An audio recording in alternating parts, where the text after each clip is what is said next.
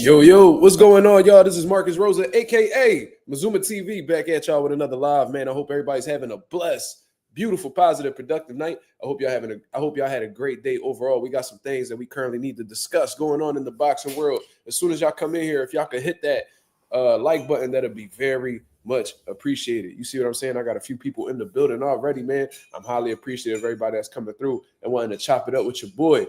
My apologies for not coming on live last night, man. I could have a good excuse for y'all and all this, man. I overslept. You feel what I'm saying? And with me, just finally starting to get over this sickness, whatever the fuck it was, COVID, whatever. You know what I'm saying?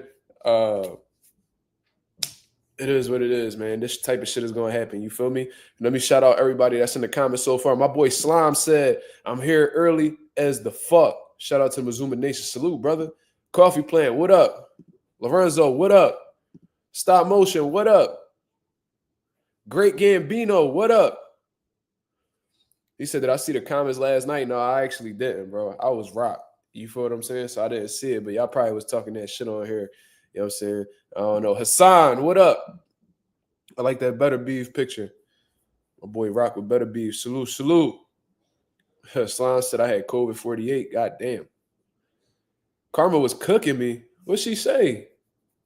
Why Karma talking shit? I ain't saying nothing about Anthony Joshua. Why she talking crazy? Chris Maldonado, what up? Karma always be her shit though, but salute to Karma though. She always been a great supporter of the channel since she found out about your boy. You feel what I'm saying?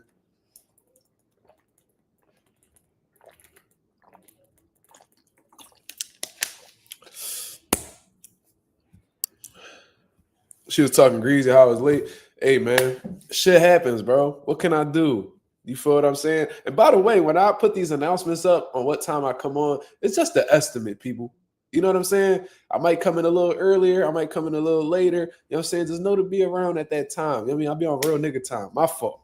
You feel what I'm saying? I'll be slipping sometimes. My fault. But like I said, we got some things that we currently need to discuss. Shout out to everybody. You know what I'm saying? We got 9 people in the building with 9 likes. 10 likes now. I appreciate it very much. Yeah, it is an estimate. You feel what I'm saying? I can't promise that I'm going to be in at that exact time. But what I just noticed is that we hit that mid 2,400 mark, man. Shout out to the nation and the mob. We getting subscribers even when we haven't even posted videos in a couple days. Hey, man, we in motherfucking motion. You feel what I'm saying? We definitely in motion. Salute. Boxer with 2-4, what up? Dudes, take the time schedule seriously. Hey, man, I do too. I don't be coming on crazy late. You know what I mean? Niggas be having to finish some things up before we get on here and get on the live. Because as soon as I get off of here, I go lay my ass down. So I gotta make sure, you know what I'm saying, when you got your own place and shit like that, man, you gotta make sure shit is in order before you go to do what you gotta do. You feel me? Lorenzo, what up, baby? Appreciate that. My man putting the party emoji in this motherfucker. Yeah, man. I wish my boy Oscar de la Pase was in the building. He would have told me to what the fuck he said? What he said the last time? He said Pase fuck, I forgot, man. But he be talking that shit. Shout out to my boy Oscar de la Pase. My day was cool, bro. You know what I'm saying? Like I said, I'm starting to finally get over this sickness and shit like that. Still having some like stomach pain, bro. Bad stomach pain and you know what I'm saying? Nausea a little bit, but you know what I mean, we making it do what it do. You feel what I'm saying? I got some crazy news, y'all. Unfortunately, I hate the fact that I'm even telling y'all this, but the news that we've been looking for lately,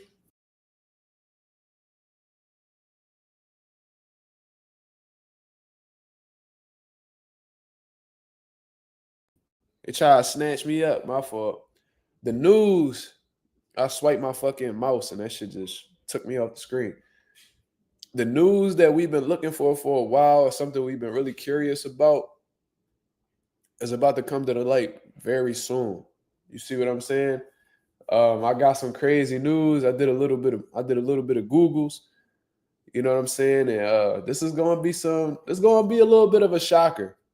It's gonna be a little bit of a shocker. I can't really speak on it right now. You know what I mean? My homies that I talked to in the boxing world, they told me to stand down with the information, but It's gonna come out, and then we definitely gonna talk. We're gonna talk about it because it's some good info.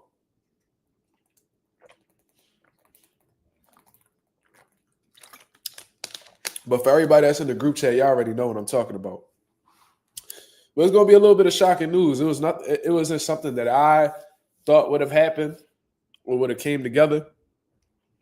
It's a fighter who's in the process of working with a specific trainer. That's all I'm gonna say. It's a fighter that we know. You know what I'm saying? It's not Boots versus Tio. It's not that boxing with 2-4. What I know is exactly what y'all know, and what Eddie Hearn just told the people. He said that Boots, he said, yo, stop talking about Boots versus Tio. Give me a unification fight first. If we're not able to get that, then we could pursue either Virgil or Tio. That's what Boots says. So I got the same information that y'all got in that particular situation. But like I said, if everything works out like it's supposed to, we should get that, you know, that news soon. You feel what I'm saying? EJ working with Calvin Ford? No, not at all. But like I got a lot of respect for the people that I'll be having conversations with about boxing and shit like that. They trust me with certain information. So we going, and I went directly to the source too, and he trying to like cover it up. So I'm trying to fall back. You feel what I'm saying? But those of y'all who in the group chat on Instagram, y'all already know what's going on. You feel what I'm saying? Just keep it under wraps for me. You feel what I'm saying? For real, for real. But like I said, man, we're going to talk about Tyson Fury versus Oleksandr Usyk. The weigh-in is done. Tyson Fury capped a little bit, but, you know, he, at the same time, he was, you know, a little honest about, like, his weight approach. He said that he'll be 21 stone. If you do the math, let me see. I think a stone is like 14 pounds. So he said he coming in at 21 stone. That's like 294. And what did he weigh? He weighed like 281.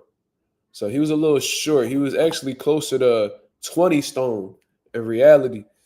But came in pretty heavy. And with, you know, him having that clothes on during the weigh-in, he kind of gave me like that Andy Ruiz vibe. Y'all remember when Andy Ruiz for that Anthony Joshua rematch, he weighed in with his clothes on, and then when he got in the ring, he was all fat and sloppy. I mean, he was already fat, but you get what I'm saying? Looked even bigger. You feel what I'm saying? So I wonder why Tyson Fury did that. It's like, this nigga is not giving us no clues, anything. He just keeping shit under wraps. He not even really talking all like that, turning down interviews from what I've been hearing. So this dude came in the 280s, bro.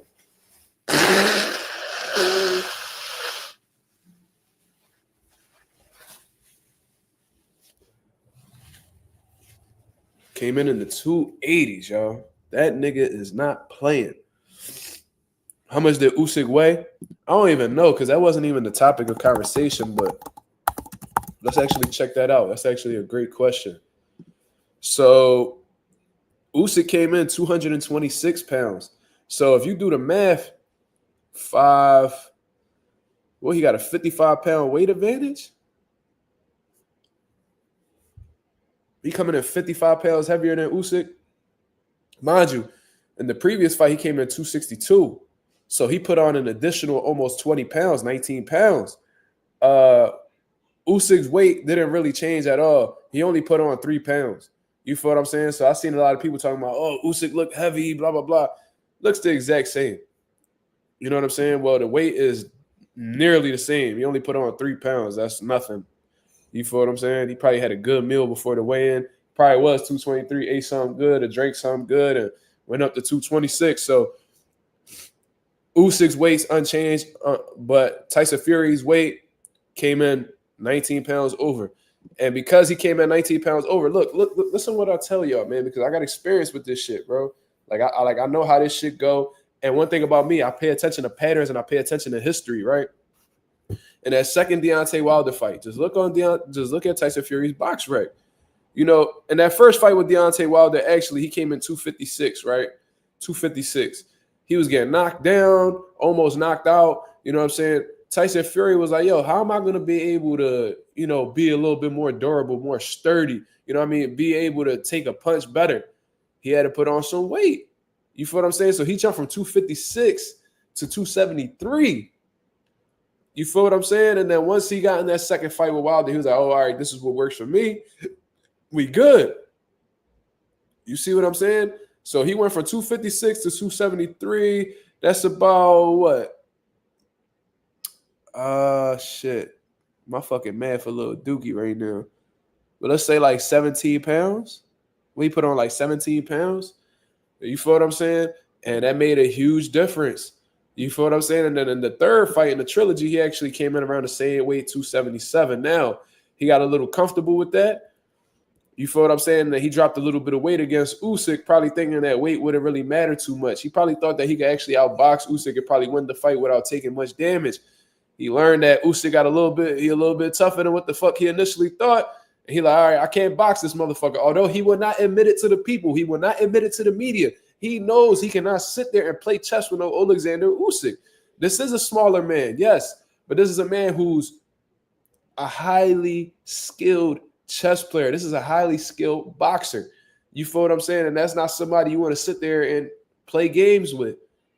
You know what I mean? From the amateur pedigree to the pro pedigree, he's been outshining these motherfuckers from a wit perspective. You feel what I'm saying? Tyson Fury, he's been accustomed to outsmarting all these other, heavyweight guys. But in all honesty, Tyson Fury came up in an era where there wasn't that many highly skilled, intelligent heavyweight boxers. He just didn't come up in that era. He didn't come up in the Lennox Lewis era. He didn't come up in the Joe Louis, Muhammad Ali, the Riddick Bowe era. He didn't come in the advantage. He came in a heavyweight scene where it wasn't that many talented, high-level heavyweight boxers. That's just what we do know. You feel what I'm saying? So with Tyson Fury finally going up against somebody who, might have that all-time great caliber wit, ring intelligence, Oleksandr Usyk has. Tyson Fury, I'm sure he's came to the reality that he can't sit there and box this man. You feel what I'm saying? I can't sit here and box him. I tried to box a nigga, I lost. So what the fuck are we going to do? All right, I'm a 6'9", 200. I'm a 6'9" heavyweight who could very, very easily be a 300-pound man. You feel what I'm saying? And still perform, in a boxing ring quite well. I have the dog in me. I've shown that I could be a rough house type fighter. I've shown that I could make shit dirty just to make it go my way. I've shown to, use cheating tactics in fights, manipulate gloves, use forearms, lean on people. You know what I'm saying? I've seen him do just about every dirty trick in the book. He just has that in his toolbox. And although that may be frowned upon, to actually have that in your toolbox is actually a gift in a sense, because not everybody really wants to take it there. Or not everybody has that dog in them to take it there. For you to have that in you, that lets me know that you are willing to do any and everything to get the victory in a fight. Tyson Fury is well aware that this might be his only route. You know what I'm saying? He might just come to the understanding that this may be his only route. I can't sit there and box the man. You see what I'm saying? So I might as well put this motherfucking weight on, get as sturdy as I can, be as heavy as I can while being in some type of shape, and I got to go out there and get him. I got to make this a dirty fight. I got to make him uncomfortable. I got to force this man to be in the most uncomfortable situation possible in a boxing ring. How is he going to be able to do that? He's going to have to make this shit a dog fight. And that's what I've been saying for the longest. And now that people are seeing that this man came in 20 stone, a.k.a. 281 pounds, 281 pounds. Now there's people coming out saying how Tyson Fury might actually pull this off. You know what I'm saying? I seen Julian Williams actually put out something that was practically verbatim what I said a couple days ago. And Julian Williams said, let me see. Tyson Fury didn't come in 281 pounds to float like a butterfly. He's going to try to step the Usyk and blast him out early. Did the same thing in Wilder too, but Usyk is not Wilder. Will be a great fight. We may see both guys go down. Usyk early, Tyson late. Fury wins controversial split decision. Now, he's not the only fighter that's been calling or predicting Tyson Fury to win the fight. I see Eddie Hearn change his pick and say that Fury's going to win the fight. I seen I think Shakur Stevenson even mentioned Tyson Fury winning the fight. There's a lot of people that, because they're seeing this huge weight advantage or seeing that Tyson Fury is getting back in that bag that he did for that second Wilder fight, a lot of people are starting to swing towards Tyson Fury's way. Not only that, they're actually paying attention to how the way he's been acting and moving during these press conferences, these stare downs. They had an 11-minute face-off. And Fury was not on no joking shit. He was talking real greasy. You know what I'm saying? Saying what he was going to do, saying how, and he just keeps saying the same thing. Pain, pain, pain. Now, is he trying to convince himself? That may very well be the case, but this is a side of Tyson Fury that we have not seen consistently throughout the camp. We see him talk some shit sometimes, but then he get back on his joking shit. You know what I'm saying? He like to keep that clown shit going on. But he's been dead ass serious this whole time. Will it work for him? Will it work against him? We don't know. You know what I'm saying? We just going to have to find out tomorrow night. I'm hella excited for this fight right here, man. If Usyk pulls this shit off again, I already got him. You know what I'm saying? As like I got him and Bud. Like, if y'all see my pound for pound list, y'all know what I'm talking about. You know what I'm saying? Let me see. Let me actually pull up my pound for pound list because we did that shit. Let me pull up my community board real quick because I don't post that much on it. There you go. So I actually had Usyk number 2 pound for pound. If he beats Tyson Fury under these conditions, stops Tyson Fury, whatever the case is, I'm sorry, bud. You gotta move. You gotta move, cuz. You know what I'm saying?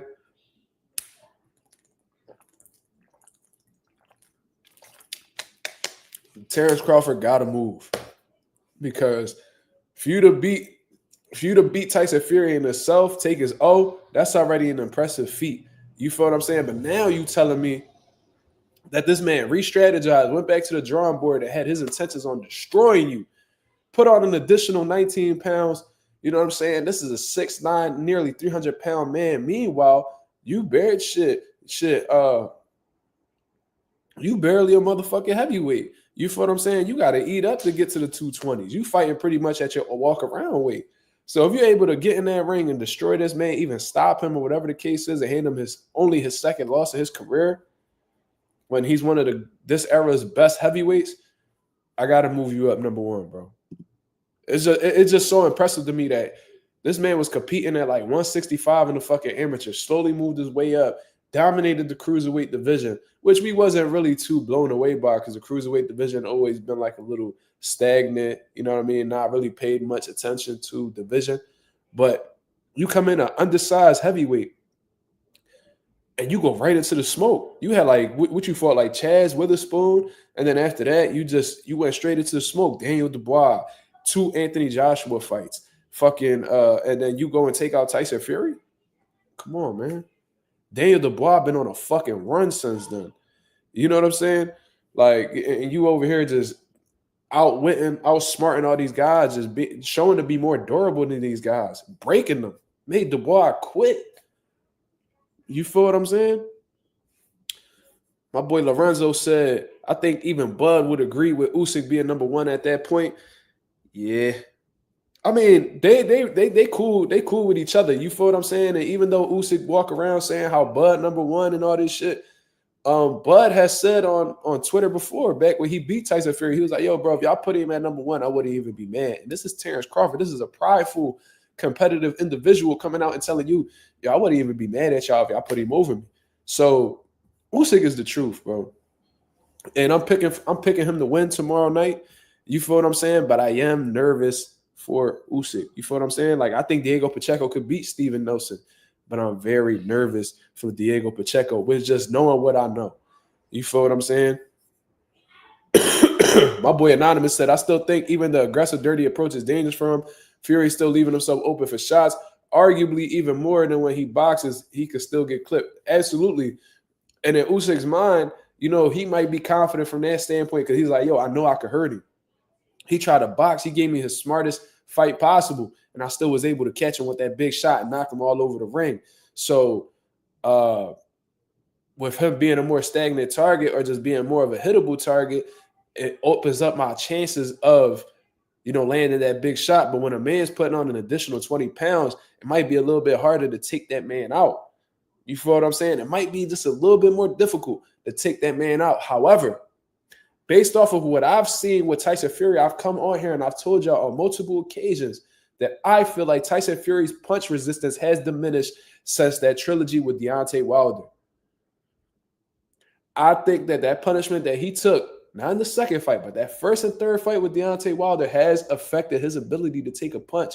He's taken some huge shots from, in my opinion, the biggest puncher of this era, Deontay Wilder. I know he's out of his prime right now, so everybody acting like he ain't shit, man. Hardest puncher in the world at his peak during his era, Deontay Wilder. He took some hellacious shots. Got dropped through how many times? How many times did he get dropped by Wilder? 4 times? 4 or 5 times? First fight, he got dropped 2 times. Then I think he got dropped an additional 2 times. 4 or 5 times, I don't remember how much it was, but regardless, those were some hellacious shots that he took. And with that being known, that shit takes from you, yo. Like every time you walk out of that ring, you come out less and less of yourself. So if you got a full health bar in your pro debut, let's say you come in 100% and you take a little bit of punches, that shit might drop to 98. You know what I'm saying? You take a couple more tough fights, now you probably at 94, 93. And it's going down slowly but surely. You still in impeccable condition, but if you take a real beating in there, you could lose your whole health bar in one sitting. You feel what I'm saying? I've seen fighters look phenomenal, and then they do one fight where they take a hell of a beating, and they're no longer the same. Now, I'm not saying that's who Tyson Fury was, because, he went on a little run after the Wilder trilogy and shit like that, but his ability to take a shot don't hold up like it used to. And I know he got hit by Ngannou, and Ngannou a punching motherfucker, but come on. I think that Tyson Fury would have been able to take Usyk's power better prior to the Wilder trilogy. That's just my opinion. There ain't nothing to take away from Usyk. You know what I'm saying? Because I think, obviously Usyk is more than power. He's more than just a one punch. He not no one punch knockout artist. His toolbox a lot more versatile than that. You feel what I'm saying? But that style, that Tyson Fury, he's definitely going to bring that to the ring. Like, there's no doubt in my mind he's going to try to make this a fight. It does make him a more of a target to punch on for Usyk, but at the same time, there's going to be some things that Usyk is going to have to deal with in the ring that he hasn't dealt with in the first fight, nor has he dealt with throughout hhis career. He's never fought somebody who, he's fought the 6'9" Tyson Fury, but he didn't fight the down, dirty, rugged ass, 300-pound, you know what I'm saying, ready to go to war Tyson Fury. He fought the boxer Tyson Fury, the guy who tries to, use his brain and set up shots. And this one is like, all right, nigga, we ain't boxing. We rumbling. And whatever happened. Like, that's already in his mind. Like, we gonna get to it, nigga. I ain't talked to my kids and my wife for 3 months, nigga. Like, I'm ready to kill or be killed. So he has to be ready for that type of fight. You know what I'm saying? So I'm looking forward to seeing that shit, bro. I'm really looking forward to seeing that shit. So, you know what's so confusing too? They shot up Gilly event. What?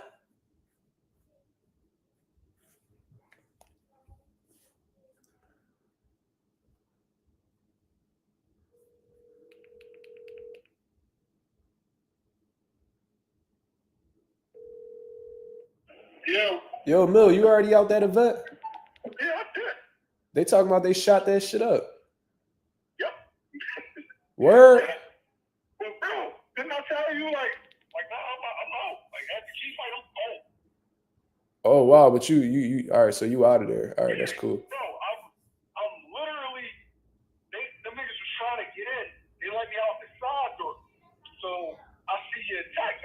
you. I'm walking the parking lot.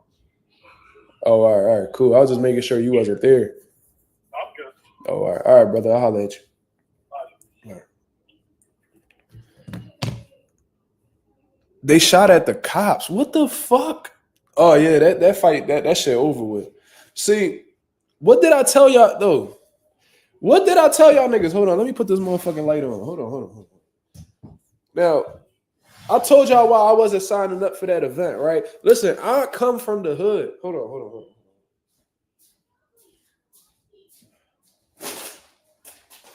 What did I tell y'all that event was gonna be? What did I tell y'all? Hold on. My girl daughter got her friends over and shit. They having a little slumber party. They look at me, they get scared and run in the room, but they all being loud in the room right now. Didn't I tell y'all niggas that it was a bunch of buffoonery going on? And that's why I wouldn't even try to participate in the event. Bro, it was like bringing the shit was in Delaware, cuz, right? But you bringing the whole hood over there. The whole energy is just hood rat shit. You feel what I'm saying? Like, just bringing the hood. You bringing a bunch of hood niggas in one event, and then y'all shooting at cops. Y'all niggas ain't do no security checks. Y'all niggas ain't do no security checks. Nobody checked for burners in that joint.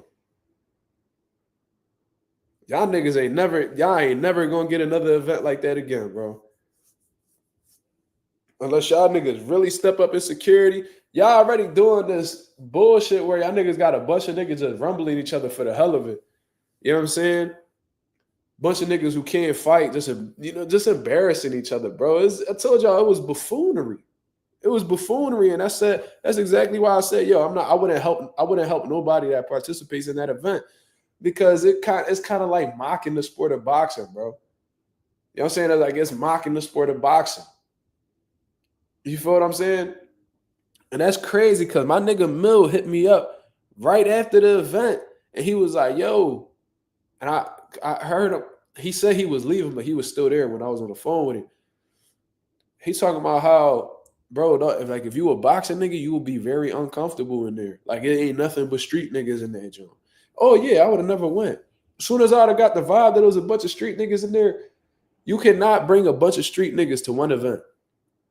Like, you can have some street niggas there, but you gotta have a good mix of like regular niggas and, you know what I mean, some square niggas for that shit to really like neutralize. If you put a bunch of hood niggas, they live in the hood for a reason, y'all. If you put a bunch of hood niggas in the same environment, some shit gonna pop up. I don't know why the fuck they did that. Where did you get that information from, Des? Hold on, bro. Let me check my shit. Oh, there was a shooting outside. Gilly shuts down KO event. Put on for the city. You feel what I'm saying? And this how you bitches treat That's y'all crazy, outside. my nigga Mill fucking hit rip me the up door out, right shot at the after the fucking event. police and all He that was dumb like, ass yo. shit. Get the fuck out. He said he. The fuck out. Oh, Gilly snapping. Music off, please. So they popped somebody. Music off.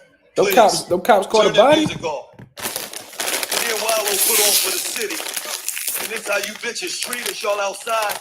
Fucking ripped the door out, shot at the fucking police and all that dumb ass shit. Get the fuck out. All of y'all get the fuck out. That's what type of fucking respect y'all get us. All the shit we do. Get the fuck up out this joint. Music off, please. That nigga did the Martin shit. Get off. the step at. Me and Wallow put on for the city. What? Music. What the fuck? Music off, please. Hold on, one more time. Off. Me and Wallow put on for the city. And this how you bitches treat us, y'all outside. Fucking ripped the door out, shot at the fucking police and all that dumb ass shit. Get the fuck out. All of y'all get the fuck out.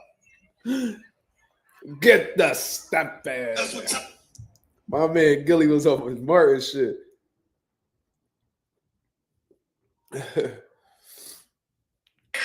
go to another church. Rev, you got to go.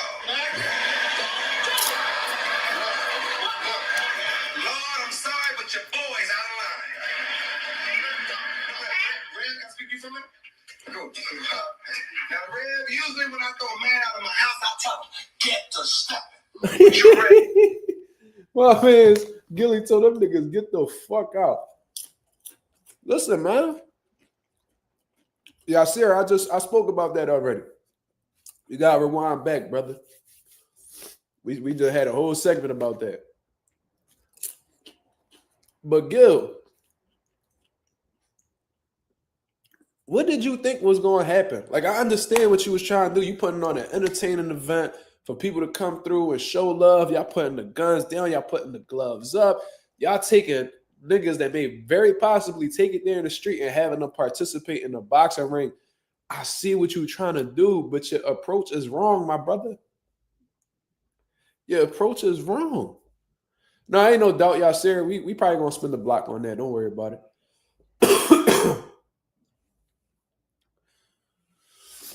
Yeah, that nigga said, get the fuck out. But no, you gotta have some type of, first of all, your security gotta be A1. You feel what I'm saying? Inside and outside of the facility. You feel what I'm saying? If you know that you're gonna bring that type of attention, if y'all bringing street niggas to the ring, you know they bringing their street niggas with them to support them.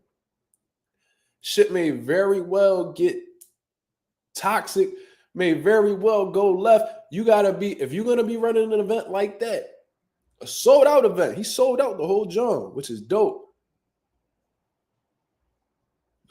You have to be ready for every scenario possible. You need security. You need all armed security. Shit, if you get with the money that y'all niggas got, y'all should have police there. Now, they probably showed up, because of a disturbance or whatever the case is. Y'all niggas need to provide some type of structure. I see niggas standing up during the whole event and Gilly telling niggas to sit down while he commentating. Bro, niggas need to either sit down. There shouldn't be no standing room. Niggas either need to sit down or get the fuck out. Niggas not about to be moving by their own rules and shit like that. Like, we don't even play that shit in our boxing gym. We be having 3 armed security officers, niggas getting patted down, bitches can't bring no purses in that got straps in there, no mace, none of that. If shit gonna pop off, it's gonna be straight hands, and that's the easiest shit to defuse. Once the guns get involved, it's over. You feel what I'm saying? So, you know what I mean? Lesson learned. It's gonna be hard for you to probably do another knockout party or that type of event again, because a lot of venues, you know what I mean, they probably gonna be discouraged based off of that alone. Y'all niggas shot at police, bro. Y'all niggas shot at police. Y'all crazy as shit. Y'all gonna have every venue scared to book a Gillian Wallow event now.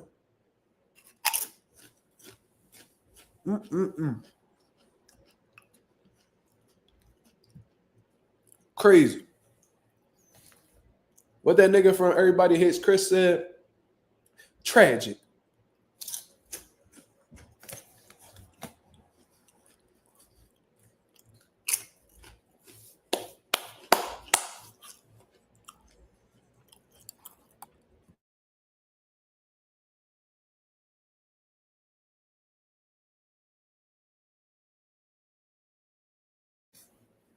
Shooting at the boys in itself, that's a suicide mission. Like, you want to die. Like, if you do, like, them niggas is trained to kill people that look like you. You shooting it out with these niggas, you must want to die. You must want to die.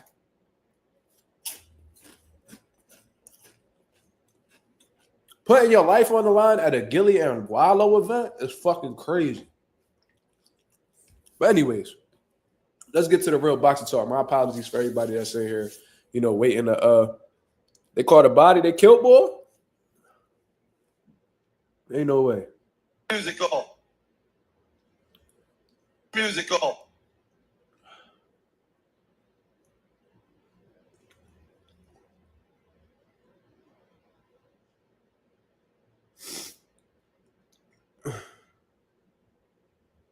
Please. They saying it's back on.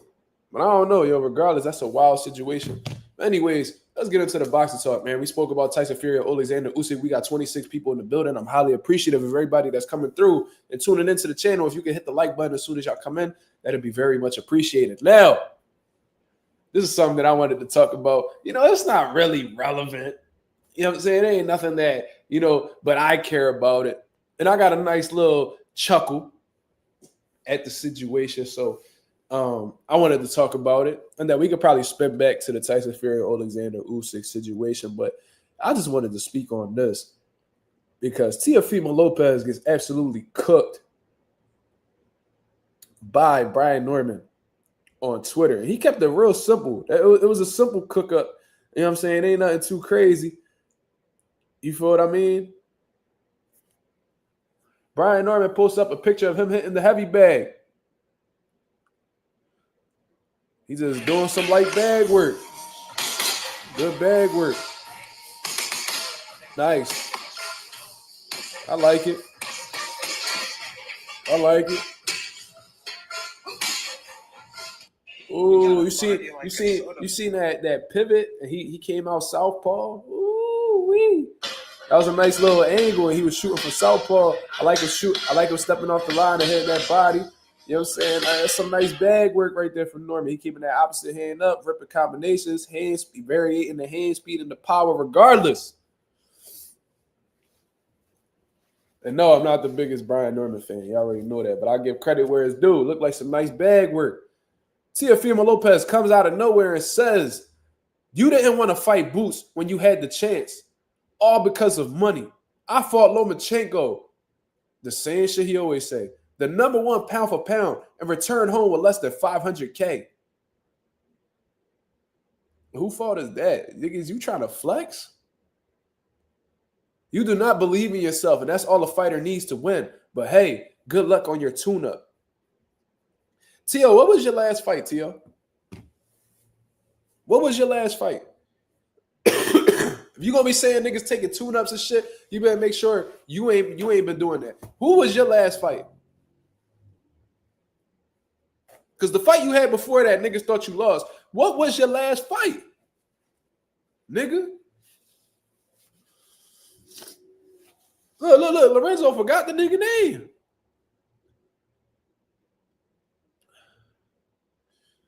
Slime said your head bigger than your body. Nigga, well, your body big, nigga. You know what I'm saying? And my head bigger than my body, nigga, your body big. Nigga, you big everywhere. Shit. Nigga, you big everywhere. Warlock Boxer, what up?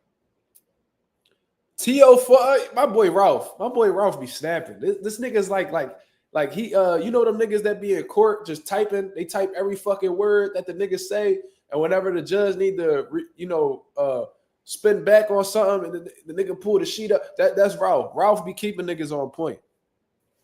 T.O. fought a dude named Claggett with 7 motherfucking losses. The nigga was ranked number 15 in the WBO. You fought the last nigga ranked for your fucking world title. How that nigga had the 15th spot, I don't know. But regardless, you was sick of getting outboxed by niggas. You was sick of getting embarrassed on main events. You sick of crying and questioning yourself. You had a tune-up in your last fight. You went and fought a pressure fighter to make yourself look good, and you still was getting touched up. You feel what I'm saying? Ralph be keeping receipts. That's a fact. Shout out to my boy J Cash. You feel what I'm saying? But anyways, this is what T.O. says. He says, good luck on your tune-up. Who did you fight? Nigga, you act like you fought a killer in your last fight. You fought a certified turkey. And he had your shit on dubs. Nigga had you wearing sunglasses out here in these streets. Anyways, Brian Norman has a phenomenal comeback. Because T.O. was bragging about only making $500,000 for Loma. Nigga, you're an idiot.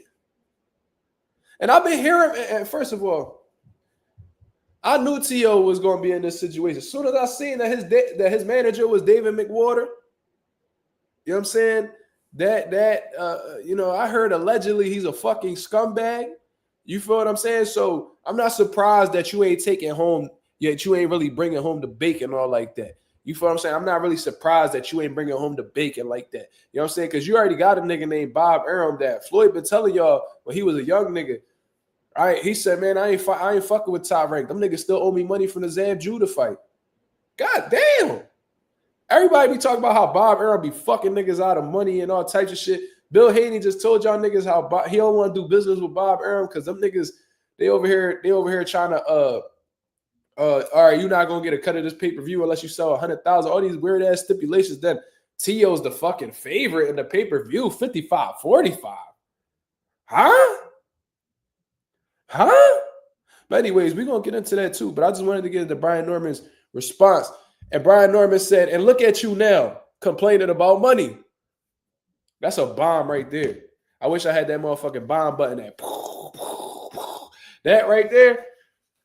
Look at you complaining about money. You bragging about how you ain't make no money and how, oh, real fighters believe in themselves. They don't worry about money. Nigga, you was just throwing trash in a motherfucking truck talking about how, you know, being a garbage man pay better than boxing. You was just complaining. Oh, no, Shakur don't deserve that money. Give them the same money they give me. Why would they do that? All these niggas making more money than you, and you mad about it. So Brian Norman goes on and said, look at you now complaining about money. Mad at us black fighters because we get paid more than you do. Fuck, nigga. Brian Norman didn't say that.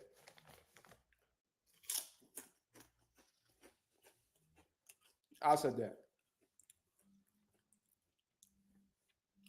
Mad at us black fighters because we get paid more than you do. Now you have to try to talk crazy just so people can want to watch you. And they still don't care. Yo, this nigga wild. Norman, you gotta chill. You bodying this nigga and you not even cursing. You not even talking crazy. Yo, Norman, you wilding. You gotta chill. Like, there's no reason why you bodying this nigga on social media, being as polite as you been. You sending this nigga to the promised land. You gotta come down to the promised land, man. 235 acres. We farming our own chickens, homie. Thousands of chickens, thousands. Running around everywhere, quack, quack, quack. Talk about next level shit, homie. Jesus Christ. Jesus Christ. He kept that shit so simple. So simple.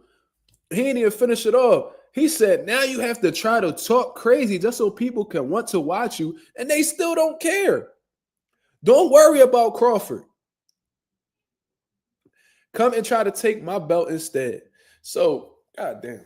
Shout out to Brian Norman. Give this nigga a round of applause, man. Jesus Christ. T.O. comes back with a corny-ass response. Lying, like he always do. But let me just read this back. This shit needs to be on a plaque. You know what I'm saying? Like that Brian Norman response need to be on the wall of fame. You know what I'm saying? Need to be on the wall of fame on Clapback Thursdays. You feel what I'm saying? Look at you now complaining about money. Mad at us black fighters because we get paid more than you do. Now you have to try to talk crazy just so people can watch you and they still don't care. He's saying you doing all this racist shit. You talking greasy about all these different niggas and you still not the hot commodity. You leeching off all these niggas and they still don't give a fuck about you, bro. You still not an attraction in the sport of boxing. Right? Don't worry about Crawford. Come and take my belt instead. So not only does he tell this nigga that you are a racist, you are a hater, you are not a hot commodity, but I beat you the fuck up. That's a beautiful response from Brian Norman. Beautiful response from Brian Norman. Teofimo Lopez follows up. It says, I don't complain about the money. You don't? Do I need to pull up that trash man, the garbage man footage?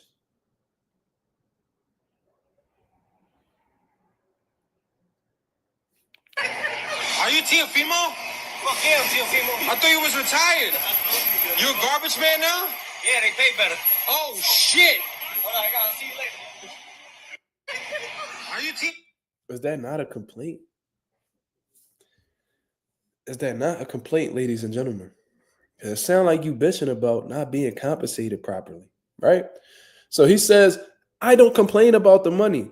I'm complaining to have my justice. Nigga, you signed that contract. You agreed to that purse. You guarantee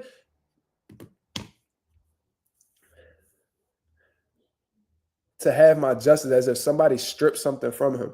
Bro, you signed that shitty ass managerial deal when you knew what it said on that paperwork.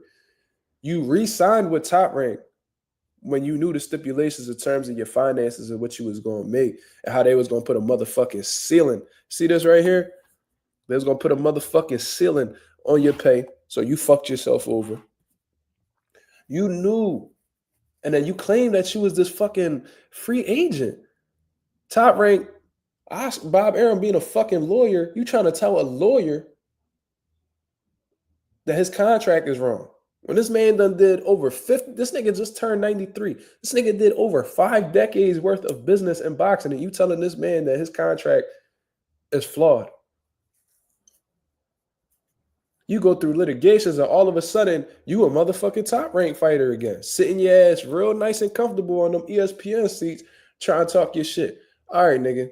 You thought that Canelo promotion shit was going to fly? It didn't. Sit your goofy ass down. Sit your goofy ass down. Remember, he grabbed the microphone. Yeah, we're going to be working with Canelo promotion. No, you not, nigga. You still with Daddy Bob. Go sit your goofy ass down. Drink your nuts quick and be quiet, little nigga. He probably didn't mean free as in gay. He probably did. Anyways, he says, I don't complain about the money. I'm complaining to have my justice. I've been champion longer than you and the rest of you chumps. Justice will be served on my plate very soon. As if he's some type of victim.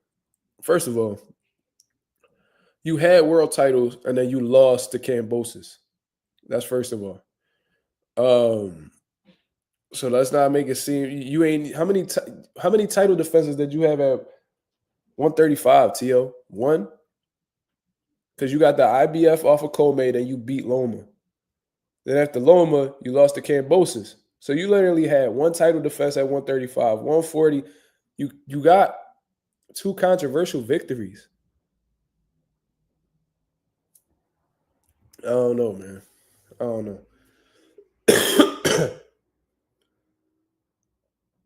You feel what I mean? But that's all I wanted to say about Teofimo. Now, let's get into this next topic because it has to do with Teofimo too.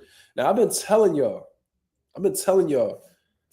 about Teofimo Lopez and how he's a fucking fraud. I already told y'all how he be offering niggas fights when they already know they got some shit coming on or coming up and shit like that. Like I told y'all about Subriel. He knew Subriel had a hand injury after his fight. Meanwhile, he's sending him a fight date.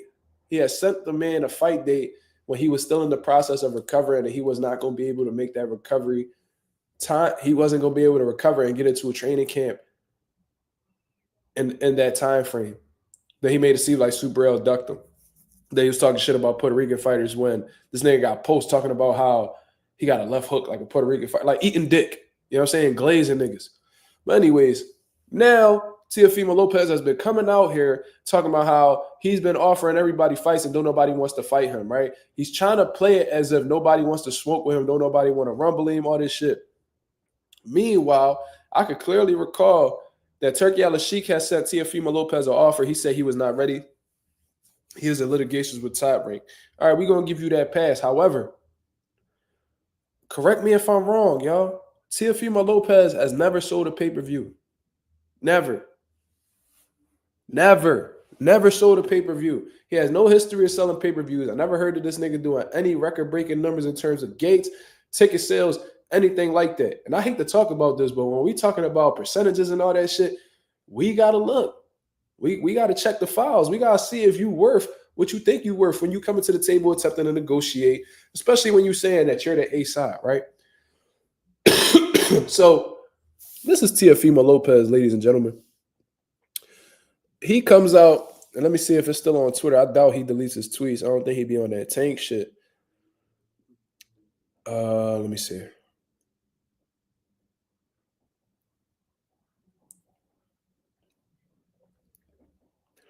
because he had the full information on his Twitter. Let me see. About like the splits and all that shit.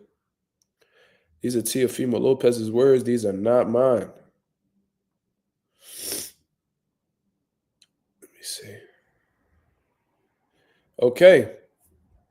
So this is what Teofimo Lopez is offering to these guys. He said, we sent reasonable offers to fight to both Team Haney and Team Kambosos. Both have declined. If you don't believe it, ask Top Rank Boxing and Bruce Trampler. You bums on that witness, whatever the fuck. Somebody had wrote him and asked a reasonable question. What's a reasonable offer?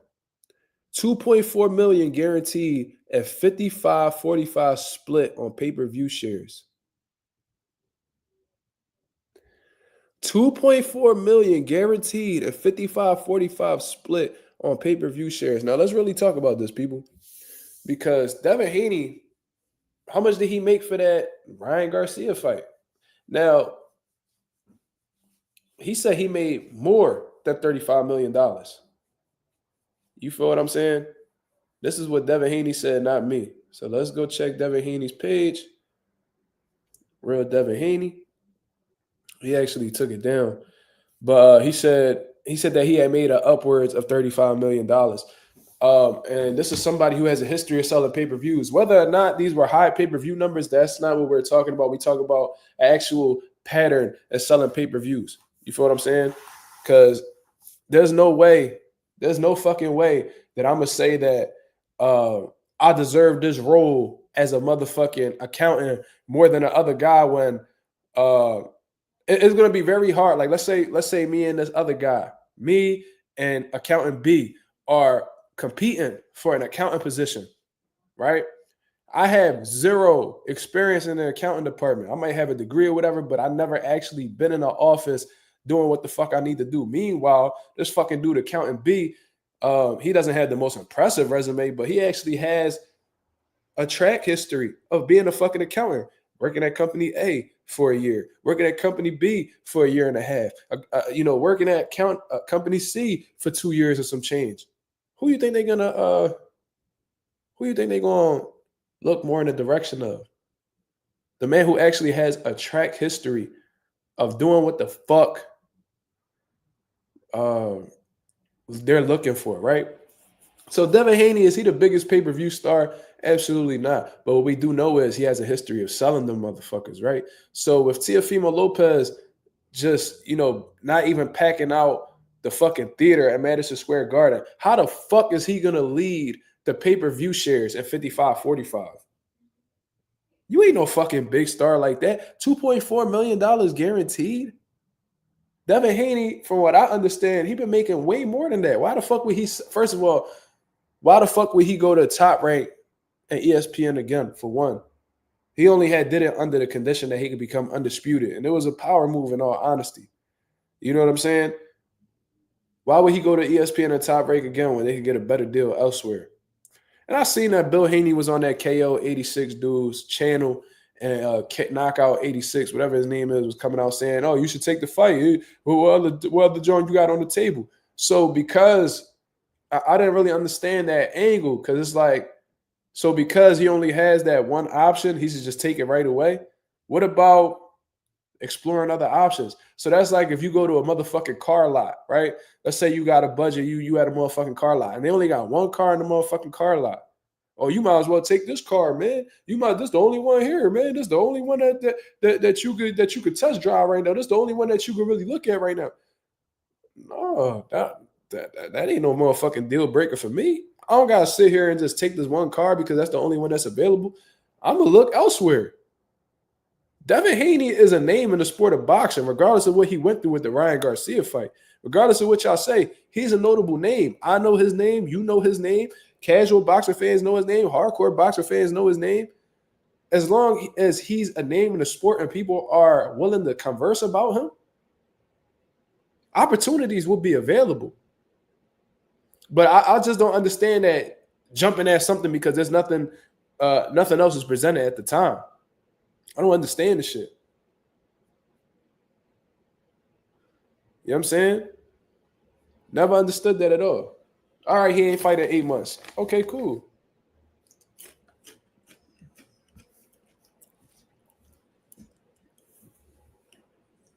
He in the gym, he working, and he looking for a good opportunity. Yep. So he sent that to Kambosos, and he sent it to Haney. Kambosos, I don't really know what his numbers looking like, but based off of what he do in Australia, he a bigger name than you too. He has a history of selling more than you do too. So I can see why they turn that shit down. Nigga, I beat you for one. Last time we rumbled, I beat you. And yeah, I'm coming off a couple losses. You know, I took like 3 losses and 4 fights, whatever the case is. But I still got a country behind me. I still got a country backing me. You feel what I'm saying? I can still sell out a motherfucking stadium in Australia if need be. That's probably what he about to go do with Liam Paro. So you telling me to take this Teofimo Lopez fight, $2.4 million guaranteed, 55-45 split, when I could go fight Liam Paro, who's a fellow Australian like myself, take that shit down under, pause. That was a crazy pause. But take the rumble down in Australia, sell out a motherfucking stadium, run up a mean-ass bag. How, like, and it's not even me just trying to come at Tio, bro. I'm just thinking logically. It's like logic does not exist within Teofimo Lopez noggin, bro. I don't know if Kambosos knocked that shit out. I don't know if his baby mom fried his brain. I don't know what the fuck he did, but the nigga makes 0 sense. Jaron Ennis. Supposedly you sent him an offer. I got word that the offer was real. But this is the thing. You know Boots didn't explore the Virgil Ortiz fight because he said that he wants to accomplish becoming unified first. So you hear that, and then you send the man an offer knowing damn well he just said that he's not exploring anything else but a unification fight. You are not a champion at 147. He's not going to look in your direction. Meanwhile, you're sending him an offer. What the fuck you don't understand? You know he's not going to take the fight, but you out here offering it anyway just to say that you did it. You feel what I'm saying?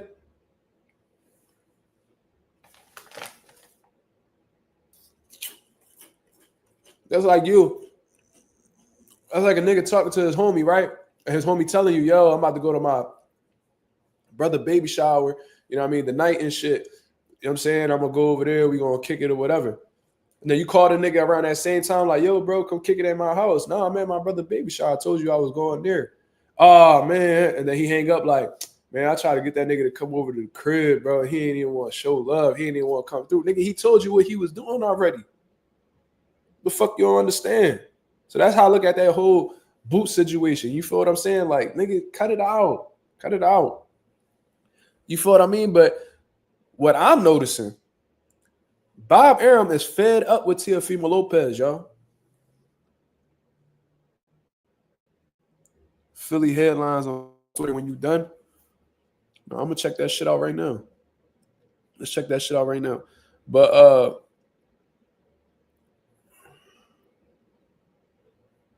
Philly headlines.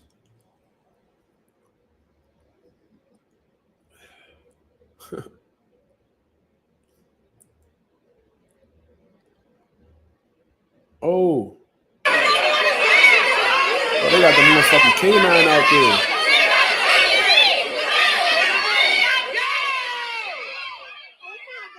That canine ripping that nigga jeans off, ripping his motherfucking Levi's off. Damn. Oh, shit. They wildin'. That bitch trying to jump in like she trying to get bit too. She love him. That music on, please.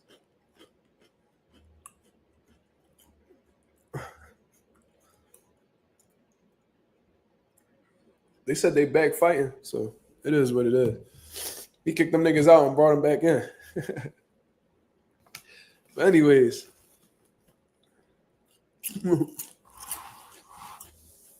He said chewing that nigga 5 times. Oh, shit.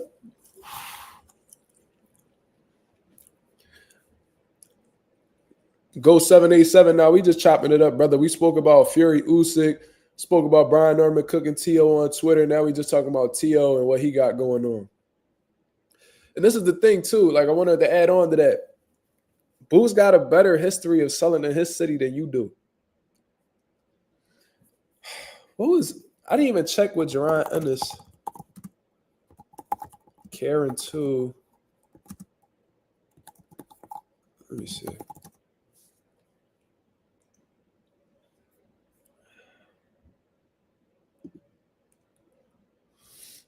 They not showing.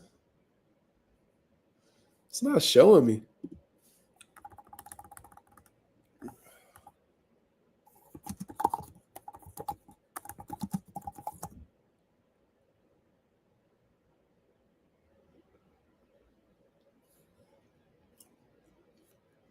For some reason, it never said the numbers. But for the David Evanesian fight, they say he did around 14,000 people. When the fuck has Teofimo Lopez ever sold any of that? When has he ever come to a number close to that, bro? So it's like, and they saying, and then I heard the boy Knockout 86 again say that, oh yeah, T.O. will be the A side. You coming over to his promotional company. You coming over to his network. So being the A side is based upon what network you on or who promoter you fighting, what promotional stable you fighting, what promotion you fighting under. I thought it was about who fucking sells. You know what I'm saying? Because fucking Canelo Alvarez done went on every motherfucking promotional company, done fought on every motherfucking platform. It was never considered the B side. You feel what I'm saying? That man done fought on DAZN. He fought on Showtime. This man fought on HBO. This man done fought on fucking PBC. What was his last fight on? Amazon Prime? Whatever the fuck it was. When did he ever have he went over to what? He went over to Jamel Charlo's promotional company, went over to his network. Was he the B side? I don't give a fuck if he rocked with the channel or not. I'm just saying that he wrong. You feel what I'm saying? That's all I'm saying. Ain't no shot against him or whatever the case is. He just wrong. But he the type nigga to never admit he lost a debate or was wrong in a debate anyway. You seen what I did to him.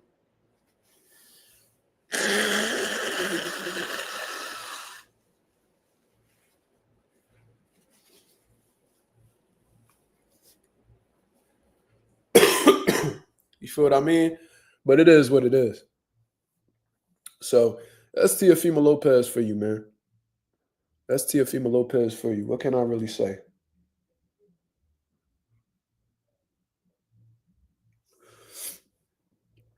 You know what I mean? So what we talking about, y'all? We spoke about Fury Usyk. We spoke about Brian Norman T.O. We spoke about T.O. All that shit, man. What we speaking about?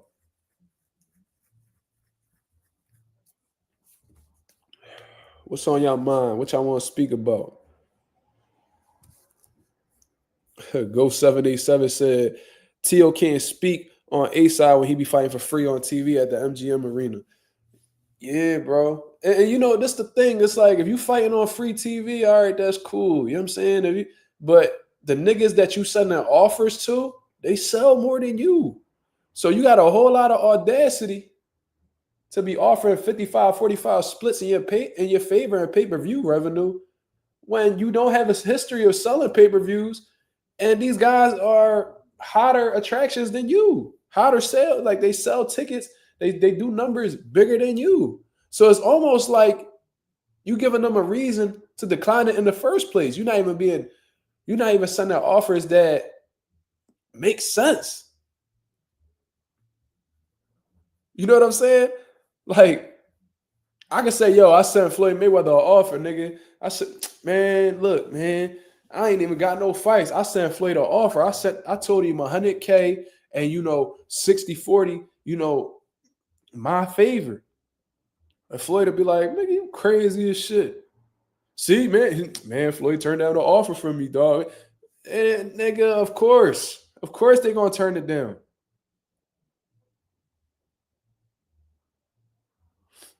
Of course he gonna turn it down. Benavidez versus Morrell. I got Benavidez. I acknowledge Morrell as being a very dangerous fighter and may possibly pull off the upset based off of the attributes that he has. his speed, his explosiveness, you know what I'm saying, his power, his aggressiveness. You feel what I'm saying? But I do think David Benavidez is more experienced in the pro department. I feel like I could trust his character more based off of what he's been through in the ring and the quality opposition that he's had. I like his determination as well. Hand speed, combination punches.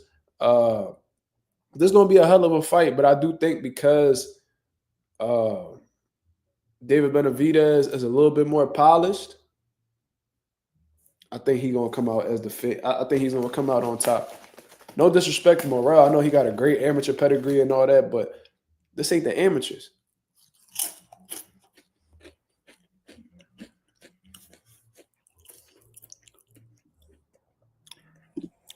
DOG 215, he said Eubank Jr. offered Ben 55-45 split for a fight next year. Now, that's a little bit different of a situation. You got to think of you in Eubank's shoes, right? You tried to rumble the nigga the first time, right? You getting ready. You know what I mean? You locked in on this fight, whatever the case may be. Then it come out that this nigga tried to cheat against you. So in all honesty, you lucky that Eubank is still willing to fight you after you done, expose your insecurities and want to hurt this man by taking performance enhancement drugs. Because I would have said, fuck the nigga and moved on with my career. Like, I ain't giving him no opportunities for what? So he lucky that he getting another opportunity. Another thing, the audacity for Conor Benn to come out and act like, it's 50-50 or nothing. It's like, bro, on some real shit, you need to stop acting like you this innocent motherfucker. You ain't know where these PEDs came from. Because the reality of the situation is you're responsible for what you put in your body, and whatever test, whether it come out positive or negative, you're responsible for that. So you need to hold that fucking L. And part of, holding the L is being humble in negotiations, because you did get caught cheating the first fucking time. I could give a fuck if you sell in the UK or whatever the case is. You really want this fight and want to prove that you're not a fucking drug cheat? You don't deserve 50-50, bro. You don't deserve 50-50. Then you got Eddie Hearn's stupid ass coming out here on interviews talking about how Conor Benn has been cleared. Conor Benn has been cleared. Conor Benn has been cleared. He's been cleared from... Okay, but being cleared don't mean that you innocent, nigga. That don't mean that you... Just because you've been cleared don't mean that you were innocent.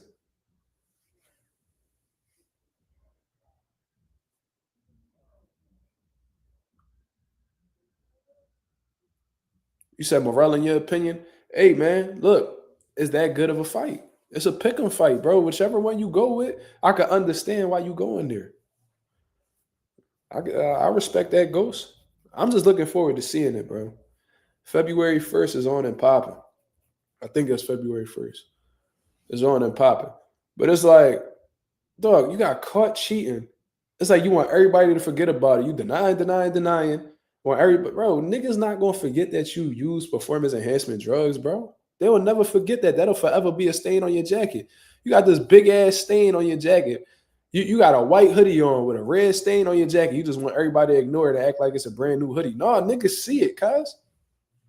Niggas see it. Regardless of what you do, that's going to be the first thing they notice once you walk in the room. There's nothing that you could do about it, and you can't sit there and replace it. Niggas done seen it already. That's your attire, nigga. That's your attire. Live with it. Just how like everybody got to live with the fact that you a cheater, and just like how all your opponents, moving forward, have to live with the fact that they know that you're a fucking former drug cheat. You have to acknowledge that you was on some shit, or you was attempting to be on some shit when you fought Chris Eubank. Chris Eubank, I hope he make negotiations as hard as he can for Conor Benn, because that nigga don't deserve a payday for real. They over there trying to give him a Mario Barrios fight. He don't deserve that. He don't deserve that. I know it's bound to happen because he's a hot name in the UK and he's the son of a legend, and they want to see him be a world champion in the UK, back their fighters, through and through. It is what it is. You know what I'm saying? So I know eventually he's going to get that big opportunity, but nah, man. He can't be sitting here acting like he's deserving of this, and that. He's been cleared. They weren't able to prove. They weren't able to prove that he put that in his system, purposely. All right, but they can't prove that he put it in his system by accident. See the other side of the coin, y'all? Oh, we can't prove that, he definitively took the drugs purposely. Okay, but we cannot prove definitively that he took the drugs by accident. So what we doing? We got to treat him just like the nigga. We got to treat him just like every other drug cheat.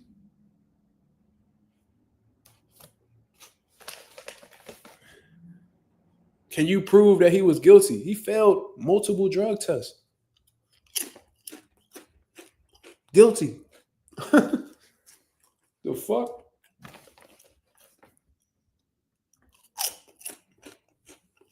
He's really sitting here talking about how can you prove he's guilty?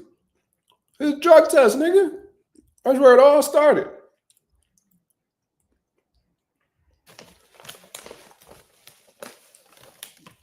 Ben is a pussy clot.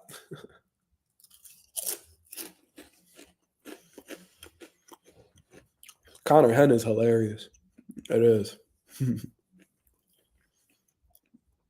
Go 787 said, you doing the live tomorrow for the fight? Yes. I don't know if I'm doing a live fight commentary / reaction or I'm doing the post-fight thoughts. Which I think I should do. Should I do the live fight comment? I'm going to leave it up to y'all. We got 25 people in the building. Should I do the live fight commentary? Or should I wait until the fight is over and then chop it up with y'all? Because I do notice a difference.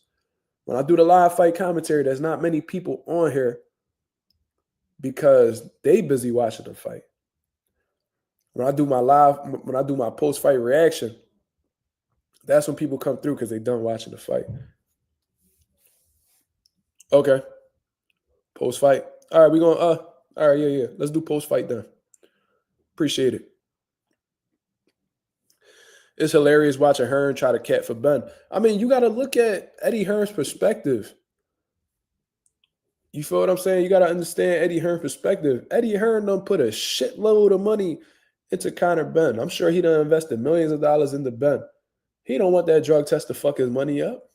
So what he going to do? He going to try to belittle it as much as he can, go around it as much as he can, so he could go ahead and get that money back off of Ben that he invested into him. He trying to flip that bag.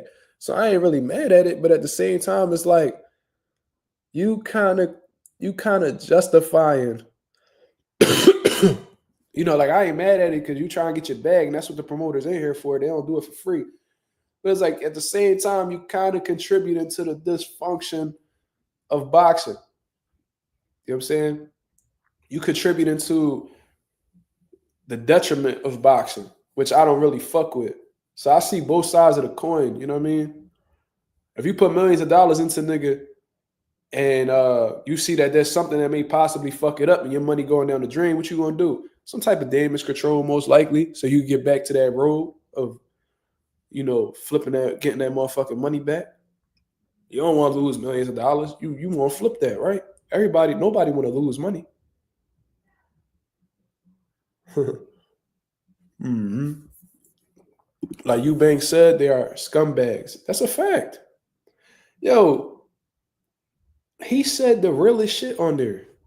But you got to be careful with the way you say shit because you got some get money promoter ass niggas in front of y'all who understand law and got top-notch lawyers and all that. They'll find a way to make you pay for the shit that you saying.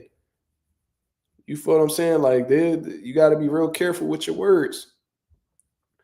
He could have easily said, man, everybody in this boxing game, they scumbags. You know what I'm saying? Like, I only fuck with him. All these other niggas scumbags. If he didn't mention people in particular, he would have got away with it. But the fact that he was like, oh, he a scumbag, you a scumbag. It's like, oh shit, you over here trying to assassinate my character. I'm gonna have to take you to court for that. Oh, I'm about to make some money off you. So what he do? I apologize. I ain't really mean that shit. Just so they could get that lawsuit to the side. Yeah, Frank Warren was about to break Eubank pockets. He ain't want none of that, so he felt bad.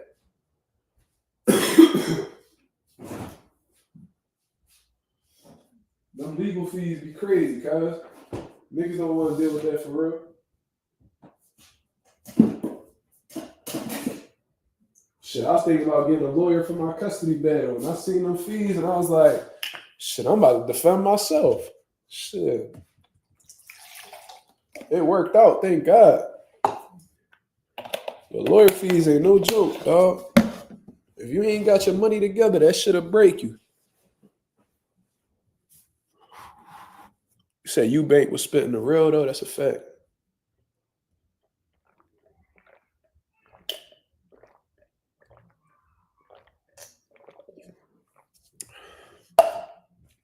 What DMX say that in that one interview? And this shit applies to these promoters in boxing. This is what DMX said right here, y'all. RIP to the all-time great DMX. Always trust everyone to be themselves, but trust in the fact that you can see them well. You know what I mean? So it's like, trust. It takes too much energy to not trust someone. You know what I mean? It takes too much energy. You only gotta say 2 steps ahead or whatever. But trust them to be them. Right. To be themselves. Trust the snake to bite you. Right. Trust the lion to lie for you. Trust the thief to steal from you. Trust them to be them. But know them when you see them. Always trust everyone to be themselves. Take too much energy to not trust motherfuckers. Just trust them to be themselves. Yes, sir. That's how you gotta look at these promoters. Don't sit here and talk about, don't take too much time trying to be calculated. Just trust them to be them. Trust the snake to bite you. Trust the bee to sting you.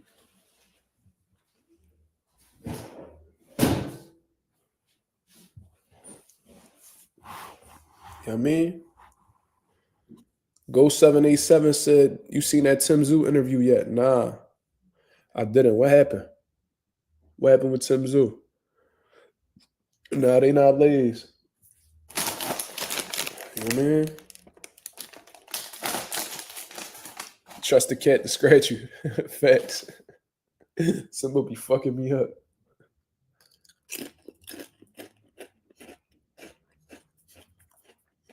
But I don't be tripping because I know that's what they do. You know what I'm saying?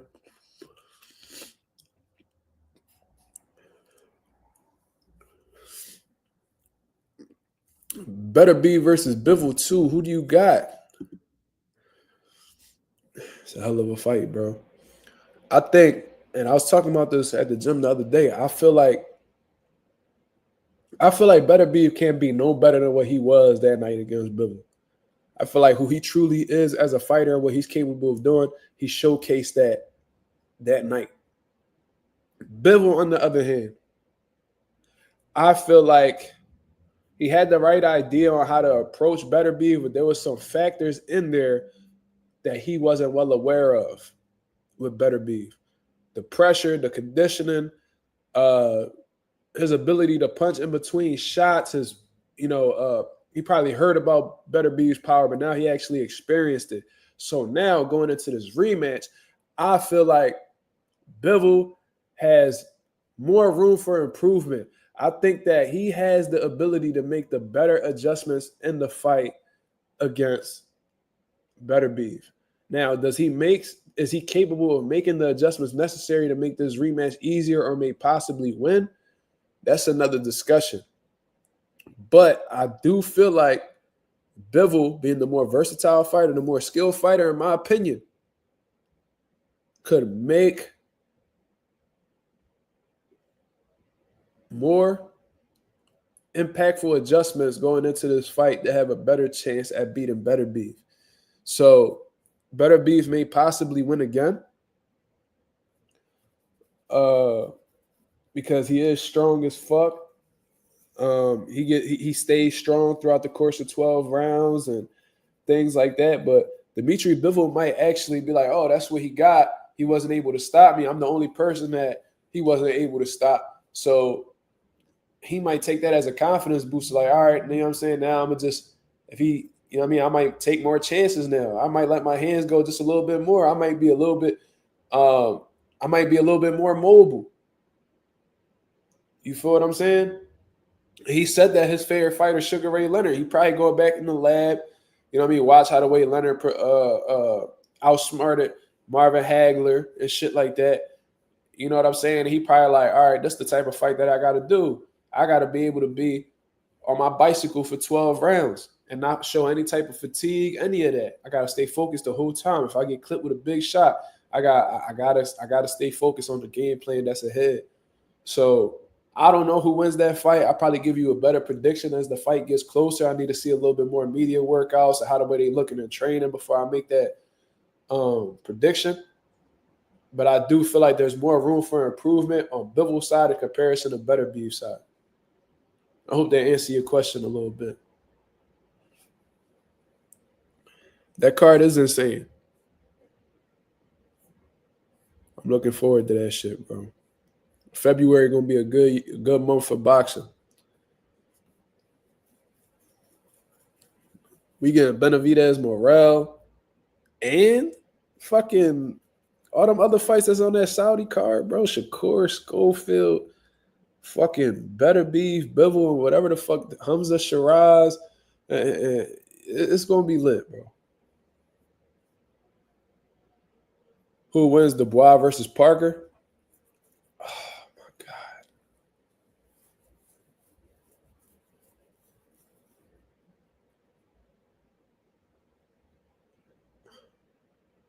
I think Dubois gets him, bro. Because Parker could box. You know what I'm saying? He's durable. He could get through the storm and all that. I think Dubois punching power is just a little bit too dangerous for Parker. But it's a good-ass fight. That's a good-ass fight. And, you know, Parker deserves a shot at a world title. You feel what I'm saying? He deserves it. Wilder upset. Zhang upset. Come on, man. He deserved it. They was talk. I seen people complaining on social media, oh, this is gonna be such a boring build-up. They're both nice guys. It's like, bro, we're not gonna have shit talking all the time, bro. Like, it's okay. Like, it ain't gonna be beef all the time. Some niggas ain't got it in them to be arguing and going back and forth. Like, it's cool. As long as y'all giving us a good fight, which it is, that's all I give a fuck about.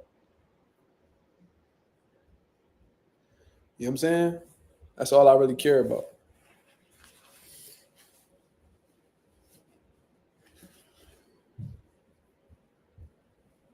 Let's see.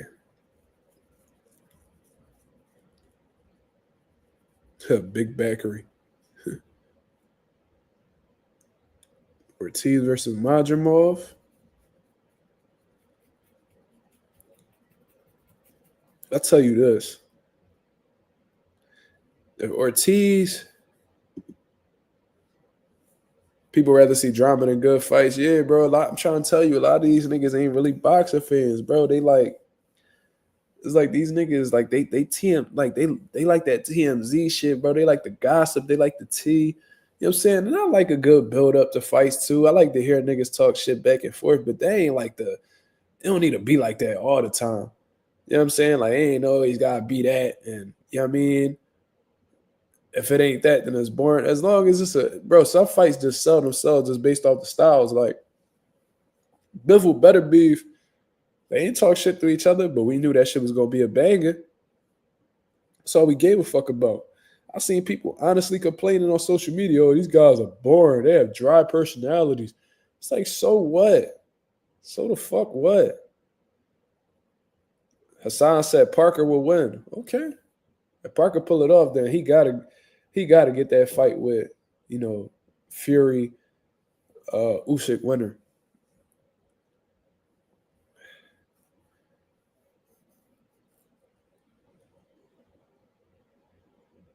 You believe Bohachuk was finna cook Madrimov? Really? I thought Madrimov was just a little bit more crafty than Bohachuk. I don't know. But Ortiz versus Madrimov, I'll tell you this. If Ortiz fight Madrimov how the way he fought Bohachuk, that shit gonna be bad, yo. That lunging in with hooks and all that, bro, Madrimov gonna make him look so stupid, bro. Madrimov's movement, that unpredictability and what he's going to shoot off the move, that herky-jerky shit, that shit really going to throw Virgil off, bro. Virgil going to be so, like, overwhelmed by the unpredictability, I really think that shit gonna play its course throughout the fight. I think Madrimov gonna get the Virgil. And you know it's gonna be so funny when Madrimov, if he beat Virgil, watch how everybody jump back on Boo's dick. Oh man, yo, saying how Virgil beat Boo, man, he couldn't beat Madrimov, man. He struggled with Madrimov's speed. Imagine the Boots, man, Boots faster than Madrimov, but you already know what the fuck they would have been saying, bro. And Madrimov, people, and then this another thing, like that motherfucker punching too. That boy is very much punching, bro. So, I mean, you can't afford to really get hit too much by him neither. Virgil better not take a back step neither.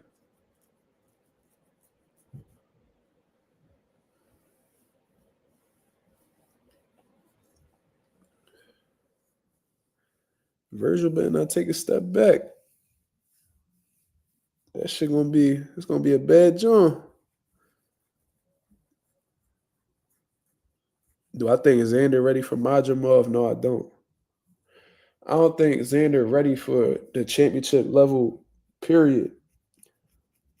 You know what I'm saying? I felt like he just been the result. He's been improving, he's been maturing in the ring, and you know what I'm saying, some solid performances, but I do feel like at the same time, Top Rank really been matching him very well. You know what I'm saying? Um, I think they've been taking real good care of him and, not really taking too many chances on him yet. That's just my personal opinion. You know what I'm saying? And I think that my opinion is pretty solidified based off of his resume and who he's been fighting. I do want to see Xander in there with some tough opposition. Let's see him in there with an actual name that we know about, man. Like, let's look through the junior middleweight division and see who will be a good fight for Xander. You know what I'm saying? Like, who's a good fight for Xander Zayas? That's like not like completely out of his league, but will probably give him a run for his money. Because on BoxRec, 20-0, 12 knockouts, he's ranked number 7 in the world. That's kind of crazy to me, but it is what it is. Only BoxRec will have Xander Zayas in front of Sebastian Fundora, y'all. This shit is fucking crazy. I will never understand it. Sebastian Fundora, the current unified champion at 154, Xander Zayas is ranked above him. But you already know, BoxRec system, they ain't never been, 1,000 for real. Like, we could do Xander Zayas. I think Charles Conwell way too much for Xander right now. Xander and Josh Kelly is a good fight. I called for that fight. Xander versus Brandon Adams, that's a good fight. Brandon Adams, he done been around the block. Why not? I was really calling for that Xander and Josh Kelly fight. Let's see that shit. Josh Kelly got some skills. He a little crafty, got some good defense, flashy, all that shit. Let's see him in there with them. He lost to David Evanesian, but he been on his toes since then, moved up. You know what I'm saying? Looked like he won 6 in a row. And just beat Ishmael Davis. And that was at middleweight. So I don't know if he officially moved up there, but you know what I mean? If Josh Kelly is still an option at 154, that's a good fight. I think that's a step in the right direction. Brandon Adams is cracking. Yeah. Bro, but that's a dangerous jump. Brandon Adams is a dangerous jump. I seen Brandon around. I remember when he won the Contender Series. I remember all of this. You know what I'm saying? Like, I've been watching. He fought Jamal Charlo. I watched all that shit. But, like, come on, dog. Like, we got to see something. We got to see something. Brandon Adams is beatable, but he is dangerous as fuck.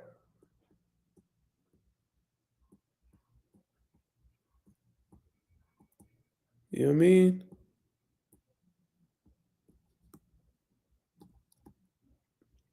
gotta see what's up, man. That's all I'm saying.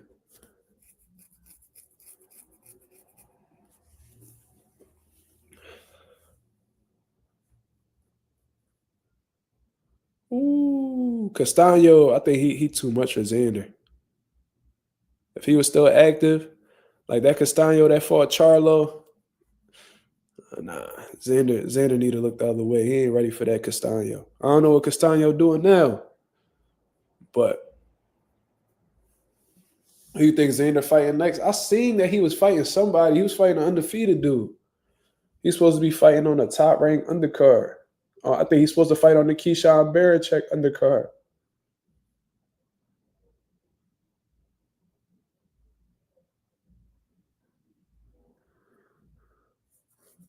That's what I heard. He's supposed to fight some undefeated dude that nobody knows of.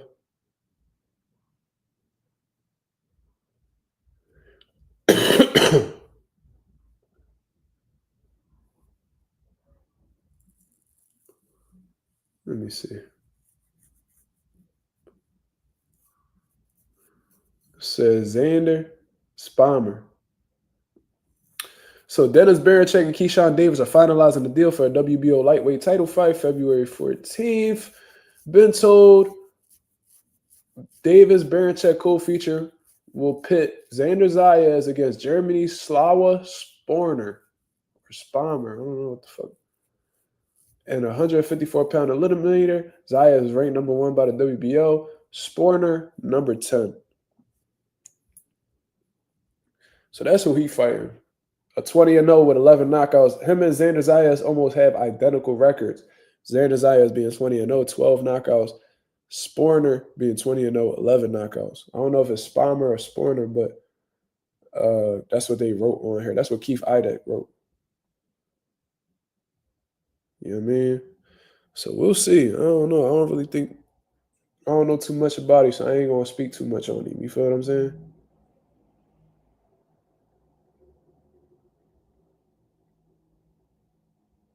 So it's actually Spalmer. Okay, so they spelled it wrong.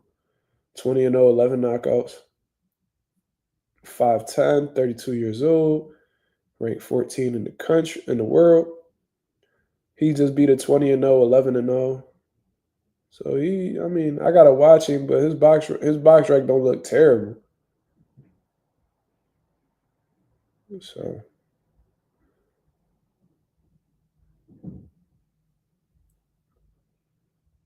but yeah, Xander, I don't think Xander ready for them other guys yet. He said, finna had the finest Reggie rolled up for the fight tomorrow. You wildin'.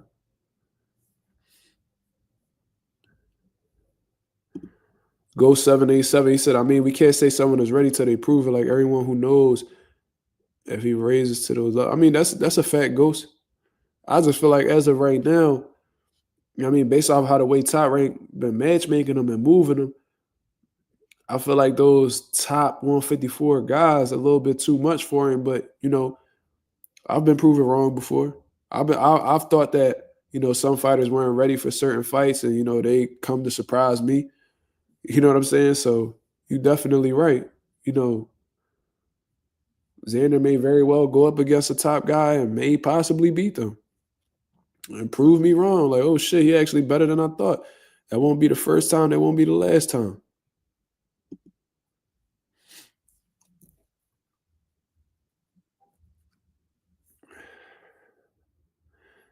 If Charlo gets active, this is best chance to beat Canelo. I highly doubt that dude would ever be active, bro. I seen that man on live talking about he don't want to box no more. He just want to spend time with his family. Bro, if that's the case, go ahead and just announce your retirement. Stop having niggas talk about you, cuz. I hate when niggas be on that type time. You know what I mean? Where they act like they don't care about boxing. You know what be pissing me off? You know what really be pissing me off? It be boxers, right? It be legit boxers who niggas only know them for boxing. That's the only reason why they famous. And then they get mad because niggas ask them about boxing. Man, why you asking me about boxing, man? I'll do more than just boxing. But nigga, don't nobody know you for shit other than boxing. Why the fuck you getting mad that other niggas ask you about boxing? I don't come on Mazuma TV and be like, man, why y'all keep asking me questions about fights, man? Don't nobody want to talk about music, nigga. I'm bigger than just, speaking boxing. No, this what the fuck y'all come here for. The fuck? I remember I went on Robert Easter live, right? Because Robert Easter ain't been boxing for a while. He had gotten shot up and all this shit. Unfortunately, it's good to see that, he's doing well. But I remember I was like, yo, what's going on? Like, what's next for you, dog? You coming back soon? Man, why y'all niggas talking to me about boxing, nigga? Man, y'all niggas talk about boxing, nigga. I was like, who the fuck this nigga talking to, bro? What you think you nigga, don't nobody know you outside of boxing, nigga. You was AB little nigga on AB Promotions. The fuck you known for? What else niggas want to talk to you about, nigga? You not that interesting of a nigga. Y'all be thinking y'all that old nigga in that drink that liquor commercial, the most interesting man in the world. Y'all niggas is not interesting, guys.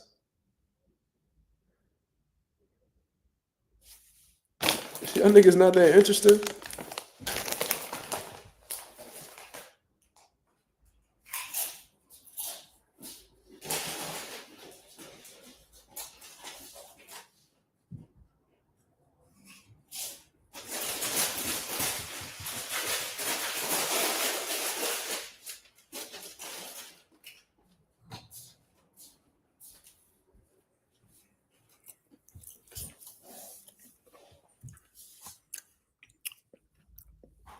Yeah, the Dos Equis commercial, yeah.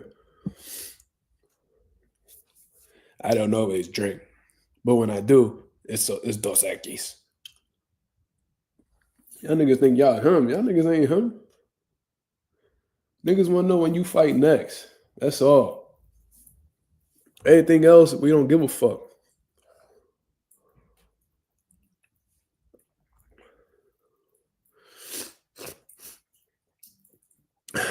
Stay thirsty, my friends. Yeah. You know what I mean? Remind me of Broner goofy ass. Yeah, I'm a rapper too. I just made it in boxing first.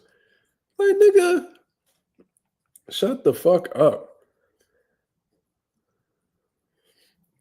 You tried that rapping shit. You ain't do no fuck. You ain't make no noise in rapping. Came back to boxing and got your ass whooped. Stop it.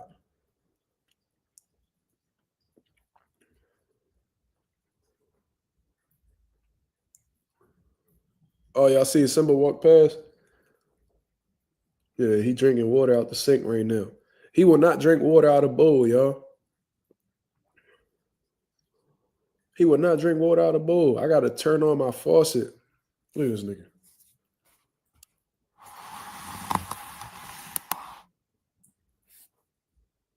Look at him. Go ahead. That's how he drink his water. He won't drink water. No other way, guys. I be leaving that shit. Like, I'll let it run real low like that while I'm at work and shit. Just so he can have something to drink. Simple big as shit. He been big as shit, though. He a big ass cat. Whenever I bring people to the crib, they be like, yo, that nigga, that's the biggest cat I ever seen. Yeah, bro, he big as shit. When I took him to the vet, they said he was like 26 pounds. He been big, though. He been fat for a long time. Blackie getting big. She's starting to get like white fur, though. I don't know where the fuck she got that from.